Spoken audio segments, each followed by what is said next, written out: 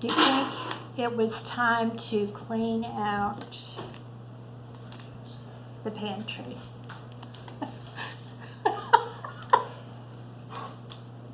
Hey, Chris. You like onions? Yeah.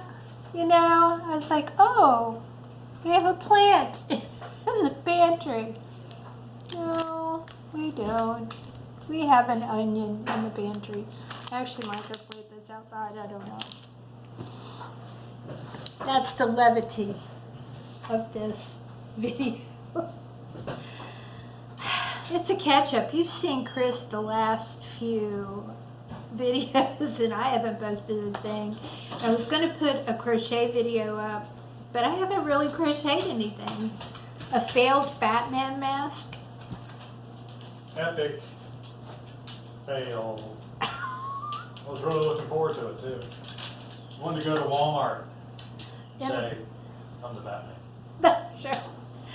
I'm just not a crochet designer at this point in my life. Probably not going to be. So I don't have any. I have a bunch of little works in progress. I cannot get my mind focused on anything. I did finish this cross stitch. It says America, Land That I Love, because we have taken down all the Easter decorations. Time to put up the patriotic decorations. And I keep saying to Chris, why do we do this? It's just you and I. It's like, because it's just you and I. We get to do this. So, I was sick for a few days. Not COVID. Calm down. I get this I have chronic gallbladder stuff going on in GERD, and it decided to act up on me a little bit. Nothing I haven't dealt with before. It's just painful and unfun. And there was no way I was going to the doctor, because my doctor happens to be a geriatric doctor. I know, right? And there was an outbreak at the nursing home that connects with the doctor's office in the hospital. So there was no way. There was no way. So guess what tomorrow is? It's my birthday, and I turned 62, and I was really excited about turning 62 because I get Social Security, which I do get starting in June. It'll be in that direct deposit. But now with all this COVID stuff going on, I'm just not that excited about it. It's also 7G's birthday. My granddaughter will be 2, and I will be 62. She was my 60th birthday present. I couldn't have asked for a better present. So some of her gifts have not come in, but I thought I'd show you a couple things I got her. This I got on sale last year, and it says Star Spangled Cutie, and she is definitely a Star Spangled Cutie, and I got it for $1. I know, pays to put things back, doesn't it? And then I got this. I think I got this from Nordstrom. I'm not sure. It was regularly $60. It was down to $24.97, and I think I got it. I don't know how much I got it for, but I didn't pay full price. But there you go. For the birthday girl. I thought it was adorable. And she's dark complected. Her mother's Philippine. So, and Josh really kind of is dark complected too. So she looks good in those kind of colors. Those pinky pinks. I got her a little writing tablet too. And a hoppity hop and a soccer ball. But the hoppity hop has not come in yet. It looks like a unicorn. Do you remember those hoppity hops we used to have on? I think she'll love it. She's active. So I took Yarn Joy Podcast's advice. I said, what should I do? Remember, if you watched a few videos ago, I did a 62 things I want to accomplish in when I turned 62. And she said, I think you should journal the things that you do. Well, I haven't done a lot because we've been under lock and key. But I did find this old journal that I had with a very cool lock on it. And so I've been writing down letters that I write and books that I read and recipes that I've tried and anything that is pertinent to the 61 in 61 that I've been doing. I just finished an audiobook a couple days ago on Teddy Roosevelt by David McCullough called The Man on Horseback. And I still don't know how I feel about it. I usually like David McCullough. I read 1776 and John Adams. But the one on Theodore Roosevelt was very wordy. And I know most historians are very wordy. But this just seemed even more so, and it didn't talk about his presidency in the least. And David McCullough had said he would write about this family even if it wasn't Teddy Roosevelt because of how inspiring this family was. So, I don't know. I still don't know how I feel about that. I read this one this week, Egg Drop Dead by Laura Childs. It's the Cackleberry Club. I've read all of hers to date in all 3 series that she does, the Tea Shop and Scrapbooking Mysteries. Then my mother-in-law gave me this book a while ago, and I'm just now reading it, and it's a very you don't have to think about it kind of book. Mystery. I kind of like mysteries. So let me tell you about an experience I had today. Let's just get in close, shall we? Because it was upsetting to me. I hadn't been to Walmart in probably 2.5 months. And I had to go pick up a prescription. And I was kind of excited about getting out, and I had my mask, and I mean, I've gone to Aldi, but I hadn't really,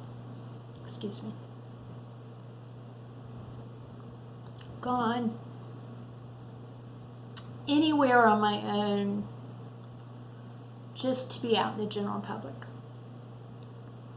So the first place I pulled into was Dollar Tree, and I had to pick up a bag for Savannah's gift, and I wanted a pair of cheap headphones because I have a pair of headphones coming, earbuds, but they won't be here till Monday, and mine really flopped out. So,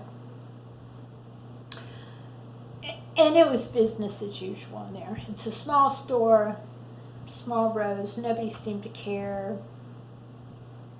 Cashiers weren't wearing masks, no social distancing. I just went in, got what I needed, got out, really wasn't in contact with anybody. But so then I get to Walmart, and like I said, I had been to Walmart in forever. And I had to pick up the prescription, then I had to pick up some cat food because Amazon was out. And so I pull up, and there's this long line of people behind these Jersey barriers, kind of like things. And I realized that's where you have to wait in line. And so I put on my mask, and I'm waiting, and we move up. You know, they've got it marked where you stand, where you move up, and they have people outside saying, you know, we can let 1, we can let 3, we can let... And then when I walked in, there was some guy who was wiping down carts, and he asked me if I wanted a cart, but I had brought in a reusable shopping bag. And so I thought, well, instead of a cart, I'm going to use my reusable shopping bag. So then you go in, and I know Lala had told me about this, like you can only go one certain way, like up and back and down. It's kind of like one-way streets in downtown Raleigh, North Carolina. And I really wanted to just kind of hang out and shop and see what new things they had, blah, blah, blah, blah, blah. And it wasn't going to happen. Because I kept thinking about all those poor people standing out in line. I mean, this was pretty much a you go in and you get what you want and then you come out kind of deal.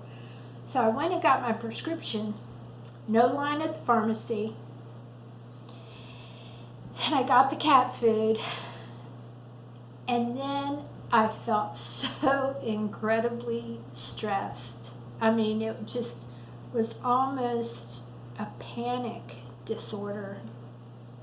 I am not exaggerating, and I'm usually kind of a laid-back sort of person, and I had to grab some bread and bologna, which is my comfort food, because this was just so overwhelming to me. I mean, it was just incredibly overwhelming. I mean, people having to wait, like, if somebody was in the aisle, I had to stand back 6 feet while they browsed the aisle and decided to move before I could move.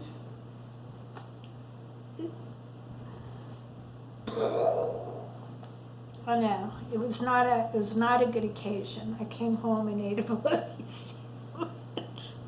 Comfort food, my comfort food. I relaxed a little bit before and cleaned out the pantry before I sat down to film this video, because I tell you what, it's just, I'm done. I'm just done with it. Then I went past the bank and there were 3 police officers and cars were backed out to the road, and it's like we have like a loop.